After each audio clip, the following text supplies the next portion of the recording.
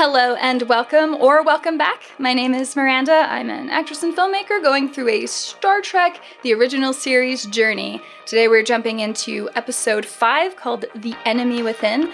Before we got started, I wanted to just let you all know I do now have a Facebook page for Miranda Likes to Watch. If that's your thing, check out the link. It should be in the description somewhere. And yeah, let's get started with The Enemy Within.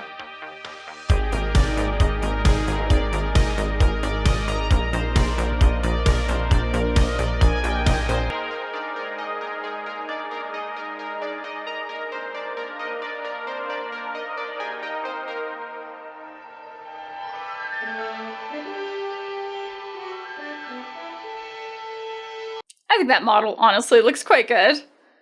Yeah. Got a planet. At night it gets down to 120 degrees below zero. That's gonna be a pet that Sulu keeps. What happened? Get off that bank, sir. Cut my hand. Get back to the ship. Report to the sick bay. Yes, sir. Geological technician Fisher. Ready to beam up. Right. Locked onto you. That guy next to Scotty, was he in the first episode with the Salt Vampire as the guy that was familiar to Uhura? Just ignored a direct command from the captain. I just want that noted.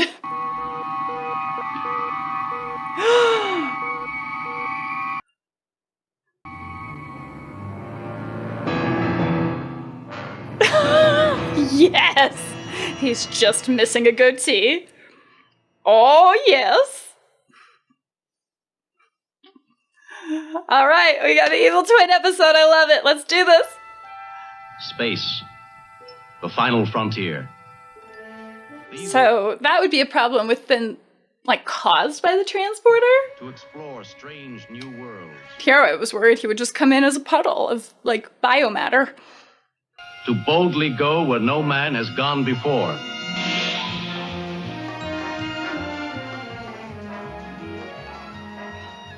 Oh, the possibilities with evil Kirk. Well, how evil is he? Is it like a direct split, just the good side and the dark side? The dark side. And is it going to split any of the rest of the crew up? Are we going to have a good and evil Spock? Enemy within. Well, within the ship now. Captain's log, stardate 1672.1. Unknown to any of us during this time, a duplicate of me had been created by the transporter malfunction. You can tell they're evil because they've always got a little bit of a different posture and there's always a smirk. Evil always smirks. Captain? Are you all right, sir? Captain? Can he not talk?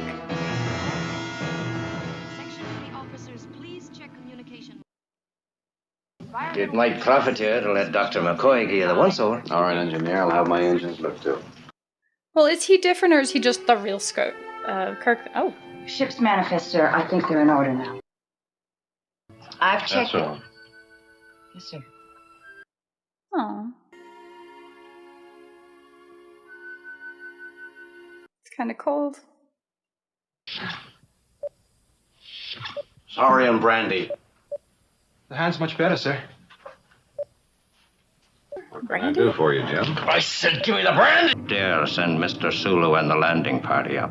If this should happen to a man.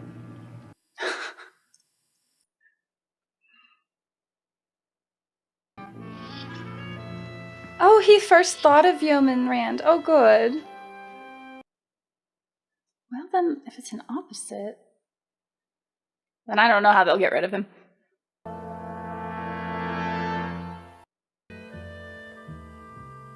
That wig is amazing. Did they give him eyeliner? Oh, Captain. Starting me. Is there something that you... Can I help you, Captain? Jim will do here, Janice. Oh.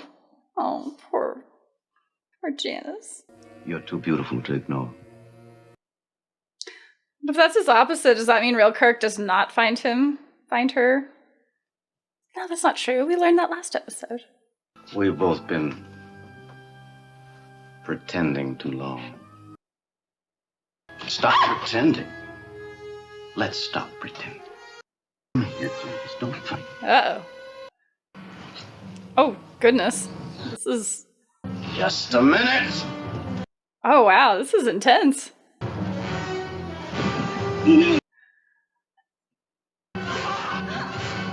Ah, we've got a mark.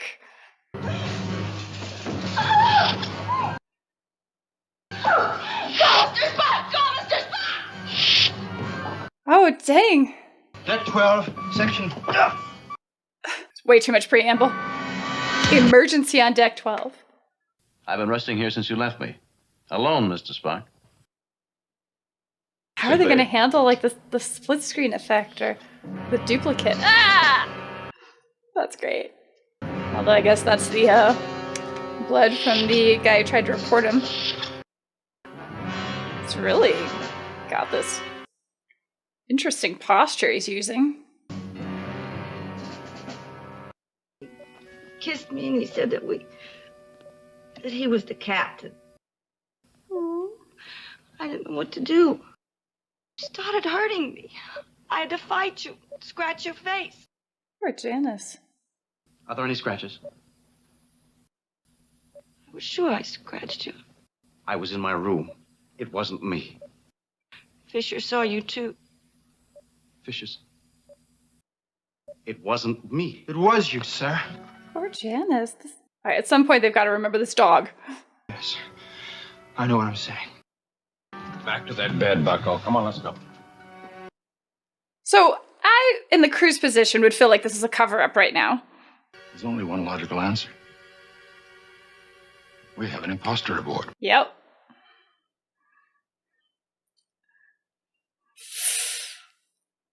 Now, how much damage is he going to do?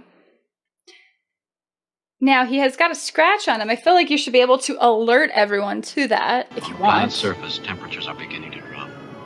Our landing party there in growing Oh, that's jeopardy. right, because it gets to minus 120 degrees at night.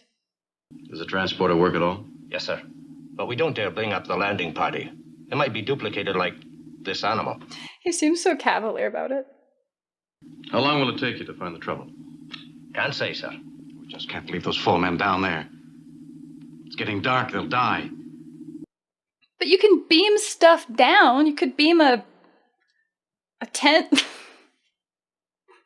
About your double, Captain. Yes, yes.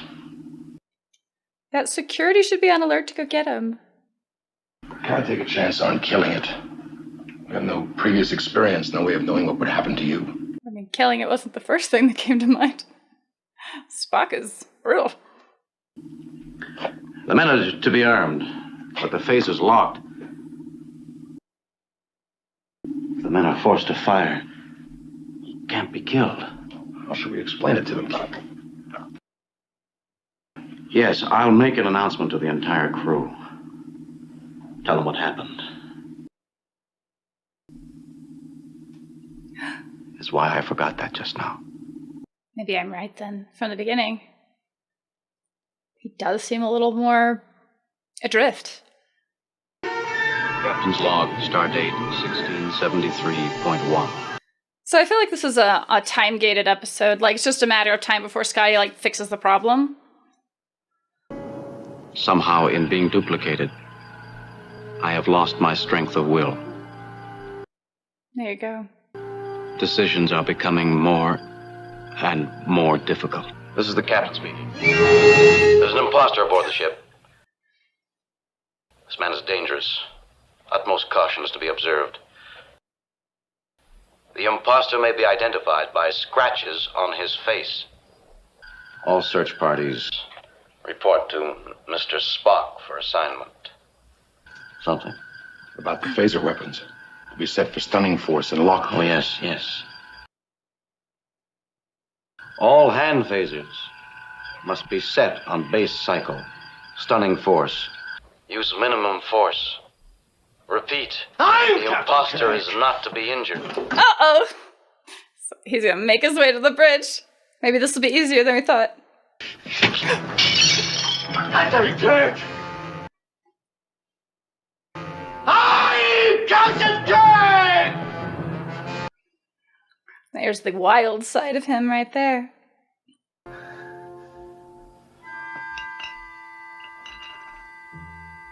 Oh, okay. Perfect shade of makeup right there for you. Perfect.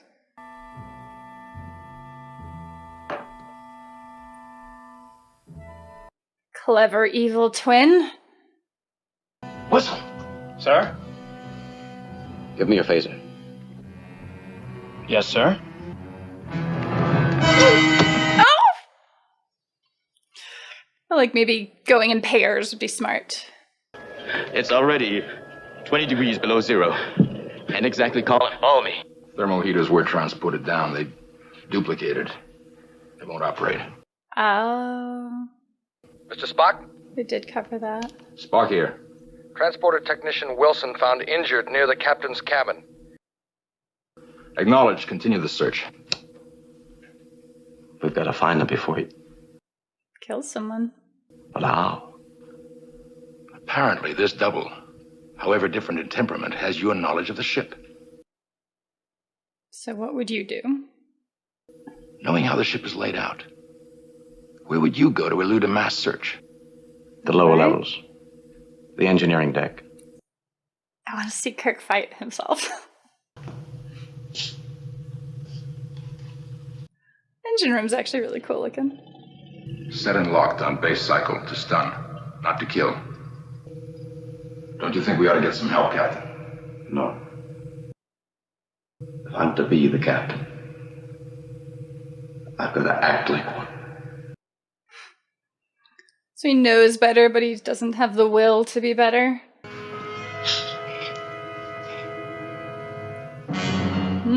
Can evil Kirk take Spock out? Spock's supposed to be stronger, right?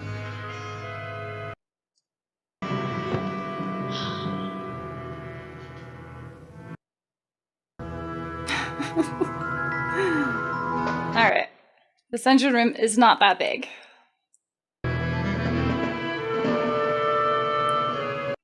I'm waiting to see how they do the duplicate. Are they on the same screen? Ah, smart.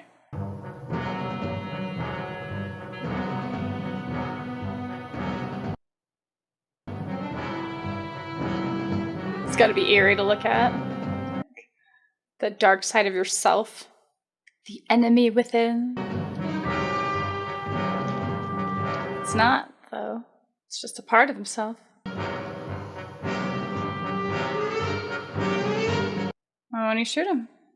You can't hurt me. I don't need you.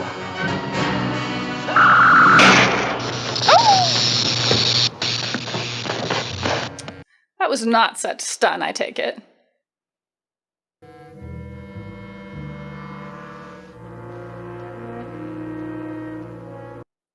Okay, so that was probably an overlay.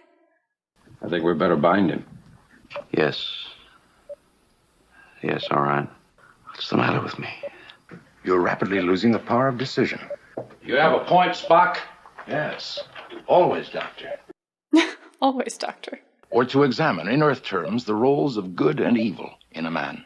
His negative side, which you call hostility, and his positive side, which Earth people express as compassion. So it's not really his opposite. It's just a distillation of his personality traits in two categories. And what is it that makes one man an exception? There are no spare parts on this ship. Transporter still inoperable. My negative self is under restraint in sickbay. My force of will steadily weakening. On the planet, condition critical. These folks should have dug a hole or something. Yeah, that's a smart idea. I think we ought to give room service another call. That coffee's taking too long. A little levity for the occasion. Kirk here, Mr. Sulu. How is it down there? Oh, lovely. Except that the frost is building up. He was afraid, and you weren't. He was afraid, that's true. He was fear and rage. and lust, I guess. The more base instincts. Spock here. Would you come to the transporter room? We think we may have found an answer. Don't let evil me beat you up, Bones.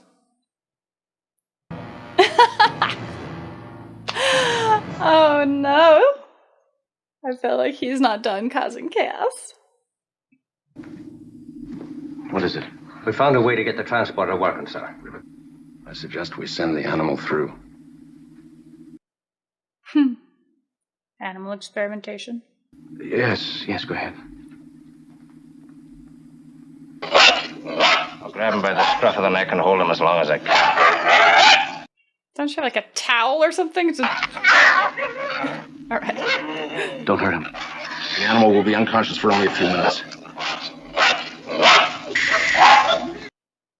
If this doesn't work, I don't know what will. There we go.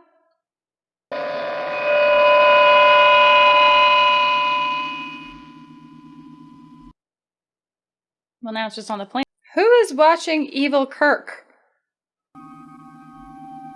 Seems very lax security protocol.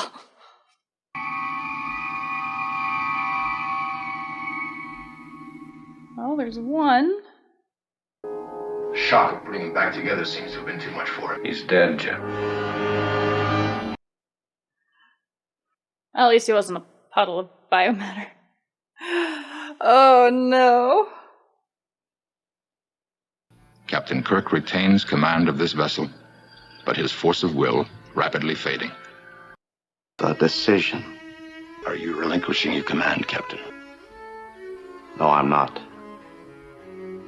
Well, then we can't help you, Jim. You're the captain. Falls to you. Maybe you can go talk to your, mean half. Mr. Spock, ready the transporter room. And I feel like he shouldn't be left alone. I'd say he'd need Yeoman Miranda around just to like keep an eye on him, but she's probably still recovering. Captain Kirk, I have a tie-in with Sulu now. Kirk here. Captain. They shouldn't be sleeping in that cold. Can't last much longer. His survival protocols or survival training didn't seem to... I mean, if you're at minus 120... 2 men. It's probably not too bad, but... Unconscious. Can't let them die. What are you gonna do?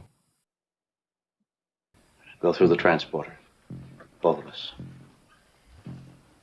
There's nothing I can do to stop you.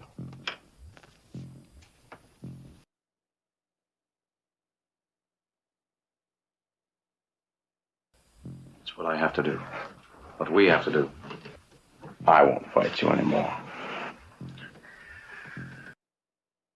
I'll be glad when this is over. It's being manipulative.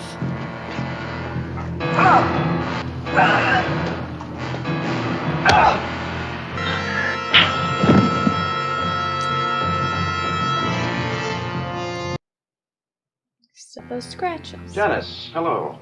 Captain, Yeoman, I owe you an explanation. The transporter malfunctioned, divided me, created a duplicate. I'd like the chance to explain it to you. You don't mind if I come to your cabin later? No, sir. Uh-oh. Bridge. Evil side's being quite logical now, too. Poor Rand. Prepare to leave orbit, Mr. Karl. Well? But what about... They can't be saved. Prepare to leave orbit. But I thought we planned. I've changed my mind. Go back to your station, Mr. Spock. Evil side's like, I can command. He told Mom on you. Grab him. He's the imposter. No! McCoy, he's fooled you. He attacked him. Clearly believable given the decisiveness. You know who I am. You know what that is. Mr. Spock, which one? What do we do? I don't know which one to shoot. We'll let the captain handle this. I'm the captain. He wants you to think that he's Captain Kirk. You know who I am. Maybe just send them both unconscious through the transporter. Yes, I know. You want to kill me, don't you? I'm the captain! Don't you understand? I'm captain of the ship! Poor helmsman! What'd I do? My ship is mine!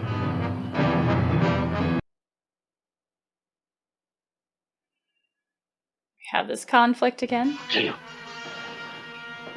Those scratches were on the other side of his face. They reversed the image. Step, you'll die. Then we'll both die. Don't make me. Don't make me. I want to go back. I feel like those things could go off. I want to live! You will. I want to live! Well, at least they're in agreement. Hope Sulu and them are alive by the time this is done. Ah! Mr. Spock, Captain. if this doesn't work, Understood, Captain. Well, if this doesn't work, he just comes back dead, doesn't he? Mr. Spock, Why isn't Scotty doing this? Ready.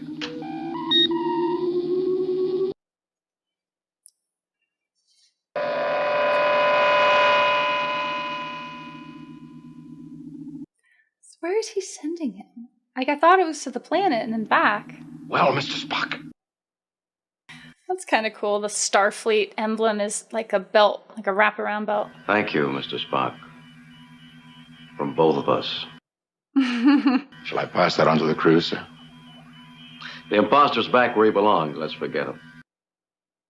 The imposter told me what happened, Oh, who he really was. And I'd just like to say that thank you, Yeoman.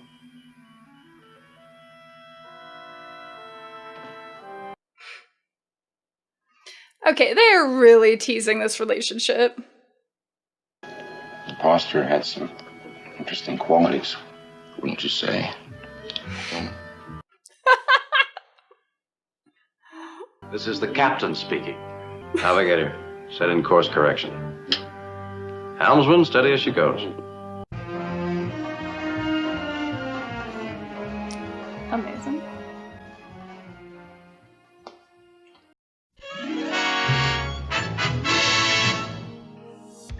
All right, well, this was a very interesting episode. This one really seems like we're starting to explore some of the philosophical human conditions that Star Trek, I think, is fairly famous for, right?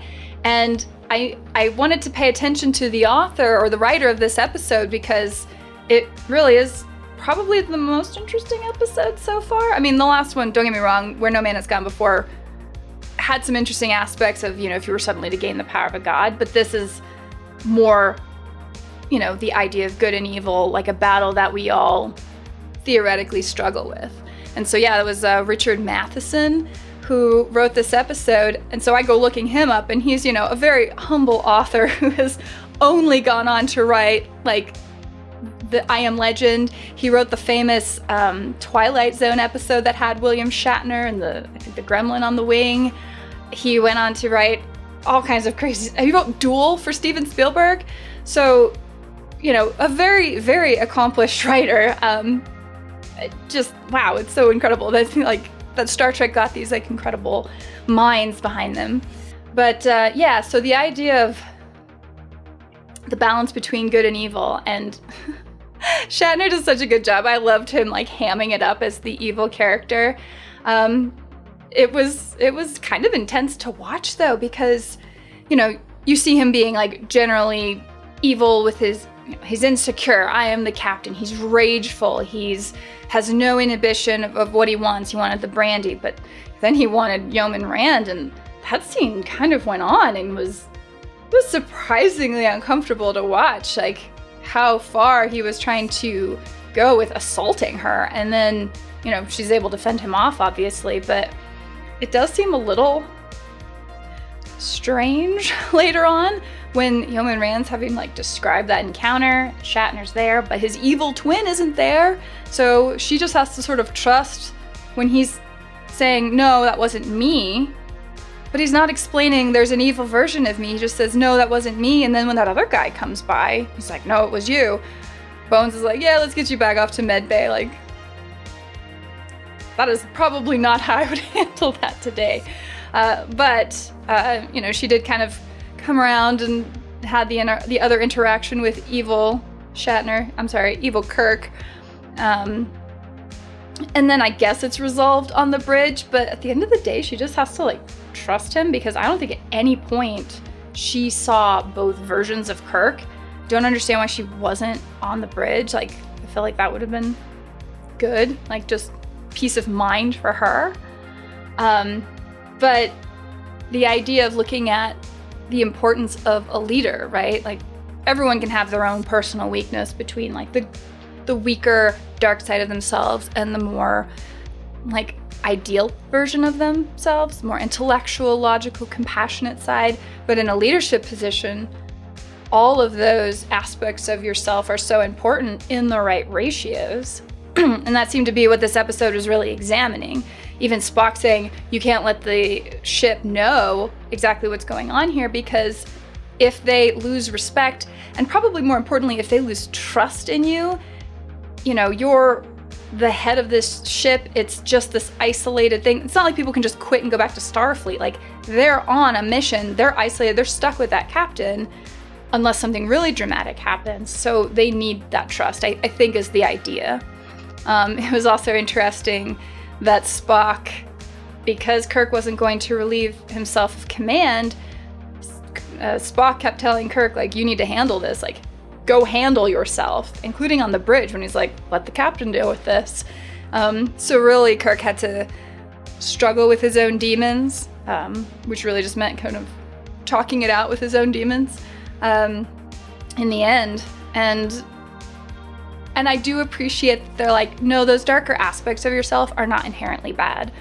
They just have to be tempered and like socialized, or disciplined rather, so that you can use your rage effectively to be decisive. You can use your fear to make hopefully logical decisions by understanding risk and reward. All very, very important aspects of being a Starfleet captain. And, it's kind of a famous line, I guess, from Alexander Solzhenitsyn, the line between good and evil runs through the heart of every man. And that's definitely examined here, and it's really cool, like a really, I guess what I'd call a really crunchy episode. There's a lot to talk about and dissect there, and a lot of it has to do with the responsibilities of a captain, the authority he holds, including no one else being able to really tell him no. I mean, the amount of self-restraint you need to be a Starfleet captain is incredible, and so, hopefully that is a pretty selective process. I suspect it is. I loved it. I hope to see a lot more episodes that examine stuff like this. You're just asking a question. You do feel bad for the away team, like just nearly freezing to death on the planet, and they just sort of seem to be just the ticking time bomb in a way, just the element that adds urgency to the story to say, okay, well, we can't just sit around for weeks trying to deliberate on the best way. Part of the solution is having to be decisive, which is the thing Kirk was struggling with. So really well done episode. I really, really enjoyed it. And again, little extra characterization from Spock, talking about his own inner conflict between the human side of himself and the Vulcan side of himself. So really, I just feel bad for Yeoman Rand. Like, that was so intense. I don't know, you could film that now, I wonder. But anyway, those are my thoughts on the episode. I did have a question for you guys, though, because one thing I have not yet been able to work out is at the very end of the episode, Spock and Yeoman Rand are talking, and he says, oh, this, the dark side of Kirk had some interesting personality traits, didn't he? And he kind of looks at her in this knowing way, and I'm like, what does that mean? Because I really don't know what we're supposed to take away from that. Like, is that just supposed to be sort of a funny one-liner? Is that kind of implying that Yeoman Rand didn't mind the wild side of Kirk, or I don't know, like, let me know, because you guys seem to know, you guys obviously know a lot more about this than I do, and I really appreciate your input. So those are my thoughts for now. Look forward to getting into the next Star Trek episode, so hopefully we'll see you then. Okay, bye.